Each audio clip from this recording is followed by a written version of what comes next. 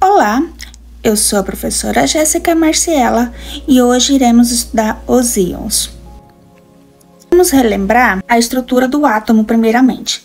O átomo ele possui duas regiões principais, que é o núcleo, onde está o próton e o nêutron, e ele possui uma região mais leve, que é a eletrosfera, onde está o elétron.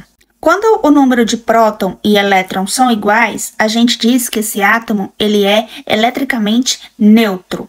Vocês precisam lembrar que para calcular a massa de um átomo é a soma dos prótons e do nêutron de um átomo que está no núcleo. Vejamos então a forma de como isso é representado, onde Z é o número atômico, é a massa e está o símbolo do elemento químico. Tá, mas o que é íon? Acontece que existe alguns átomos que ele tem a capacidade de ganhar ou perder elétrons. Ele resulta aqui, é um número diferente entre prótons e elétrons. E isso causa um desequilíbrio entre prótons e elétrons. Quando esse átomo, para se estabilizar, ganha elétron, a gente chama ele de ânion. Geralmente, é a família 5A, 6A, 7A. Eles tendem a ganhar elétrons. São átomos não metálicos. O oxigênio, ele possui essa distribuição aqui, um S2, 2S2, 2P4. Acontece que ele tem 6 elétrons aqui na sua camada de valência. Ele, para conseguir estabilidade, ele precisa de ganhar mais 2 elétrons, para ficar assim, E ele vai formando o íon O2 negativo. Mas a massa atômica, 16U, o oxigênio tem 8 nêutrons e ele tem 8 prótons. Lembrar a forma de Lewis, ele vai refletir a sua eletronegatividade, ou seja, ele vai indicar já aqui, que ele tem a tendência de receber elétrons para se estabilizar. Existe isótopos do oxigênio, sendo que o O16, ele é o mais comum, 99,7% de abundância. Uma coisa que você precisa reparar é que sempre que for um ânion, o raio atômico vai ser maior que os seus respectivos átomos. Por quê? Porque ele aumenta devido à repulsão da nuvem eletrônica ao ganhar elétrons. Então, vamos para a nomenclatura. Como eu vou nomear um ânion? De acordo com a sua valência. Os íons com valência -1, esse íon monovalente, que é um ânion. O de valência 2 é bivalente, 3 valência trivalente. Como é um ânion, eu posso falar que ele é um íon trivalente negativo. Existem átomos monoatômicos e poliatômicos. Monoatômicos, um só átomos, e elementos poliatômicos, que ele é formado por mais de um átomo. Quando falamos para nomear esses ânions monoatômicos, esses elementos monoatômicos, a gente vai acrescentar um sufixo eto ou ido. Por exemplo, a gente tem aqui o fluoreto, íon de fluoreto. Colocamos o íon antes e aqui, observe bem, eto, hidreto, hidróxido. Para nomear ânions poliatômicos, a gente usa duas abordagens. A primeira é usando o sufixo eto, ido, como se fosse monoatômico, como vocês podem observar. E a segunda forma, ela é usada para oxiânios e oxoácidos, que contém oxigênio. Você vai observar lá, se tiver oxigênio, aí você vai utilizar o ato. Quando esse átomo central, ele forma apenas um ânion comum, vai utilizar esse sufixo ato. Porém, quando a gente tem dois oxiânios que têm o mesmo átomo central, com diferentes estados dessa oxidação, vai usar o ato e o ito. Por exemplo, aqui, ito e o ato. Conforme for aumentando o nível de oxidação, ato. Acontece que quando o elemento central ele possui 4 estados de oxidação diferentes, utilizar o prefixo e sufixo, quando for maior per, quando for menor hipo. Clorito, clorato, perclorato, que é o estado de oxidação mais 7. Porém, existe alguns ânions que eles são hidrogênios, ele contém um ou mais hidrogênios ácidos, formado por quando tem um ácido polipróticos, que ele está parcialmente neutralizado. A nomenclatura desses ânions, a gente adiciona a palavra hidrogênio e, se necessário, usar um prefixo. Por exemplo, íon de hidrogenocarbonato, que é o nosso bicarbonato caseiro, que a gente usa.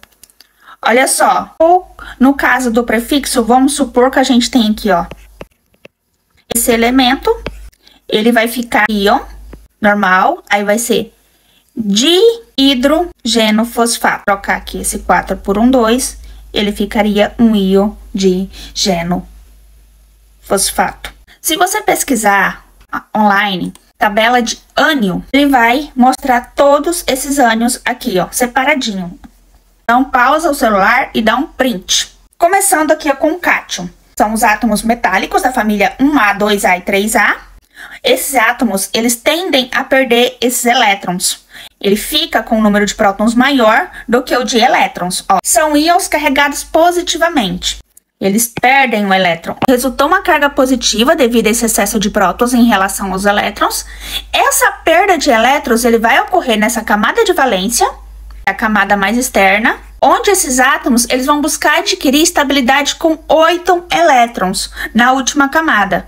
Esse cátion ele pode ser classificado em monovalente, caso ele perder apenas um elétron, bivalente, trivalente, tetravalente e assim por diante. Geralmente, esses cátions, como a gente já comentou, eles são formados por metais devido à sua baixa energia de ionização, em comparação aos metais a metais. Essa mudança na quantidade de elétrons, eles vai influenciar de forma significativa as propriedades químicas e físicas dessas substâncias. Um exemplo é o nosso sódio. Ele, em seu estado fundamental, ele é extremamente reativo e ele é explosivo em contato com água. Porém, quando ele perde um elétron para o cloro, ele forma um cátion de sódio, que é o Na+, que é estável e é essencial para a nossa vida. O nosso sal de cozinha, que é o cloreto de sódio, é um exemplo assim muito comum formado por dois íons. A gente tem o cátion de sódio, que aqui é o Na, e nós temos o ânion do cloreto. Ele resulta na ligação iônica entre o sódio e o cloro. O átomo do sódio, ele é eletricamente neutro, porque possuindo aqui, ó, 11 prótons e 12 elétrons, porém, ele perde um elétron por cloro. Ao perder esse elétron na sua camada de valência, ele se transforma nesse cátion de sódio, que é o Na+, e ele passa a possuir aqui 11 prótons e 10 elétrons e 12 nêutrons. A carga elétrica desse íon passa a ser mais 1. Positivo. A gente pode observar por essa imagem, os cátions ele tem a tendência de possuir seus raios atômicos menores. Isso ocorre que a perda de seus elétrons na camada de valência, a quantidade de prótons se torna maior e o núcleo passa a exercer uma força de atração mais forte sobre os elétrons remanescentes. E ele vai aproximar mais do núcleo e diminuindo o raio atômico. O contrário que acontece no ânion, que a gente tem mais prótons do que elétrons.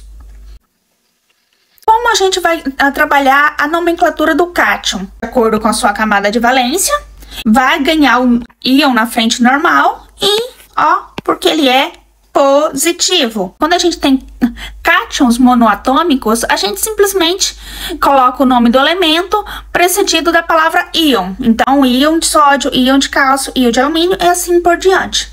Porém, quando tem cátions monovalentes em diferentes estados de oxidação, existe dois sistemas de nomenclatura, que é o sistema Stock e o sistema ozoico. No sistema Stock, então a gente vai indicar ele por um número romano, entre parênteses, logo após aqui o nome do elemento. No sistema ozoico, ó, íon cuproso, íon cuprico, a gente usa esse sufixo de acordo com o maior ou menor estado de oxidação. Nós temos aqui o estado de oxidação mais um, íon cuproso, íon cuprico. Nós possuímos os cátions poliatômicos. Existe uma variedade de nome dependendo do tipo. Por exemplo, aqueles que têm átomos de oxigênio ligado a outro elemento, ele vai ter esse sufixo ilo. Como aqui, ó, por exemplo, aqui tá o íon uranilo. Acontece que tem alguns átomos que têm nomes universais, por exemplo, o íon de armônio, o íon de oxônio, que também é conhecido como íon de hidrônio, íon de atômico, que ele pode ser chamado apenas de íon de mercúrio ou íon mercuroso. Os cátions da família 1A são monopositivos. Os cátions da família 2A são dipositivos. Lembrando que aqui da família 1A, o hidrogênio ele também pode formar o ânion H-.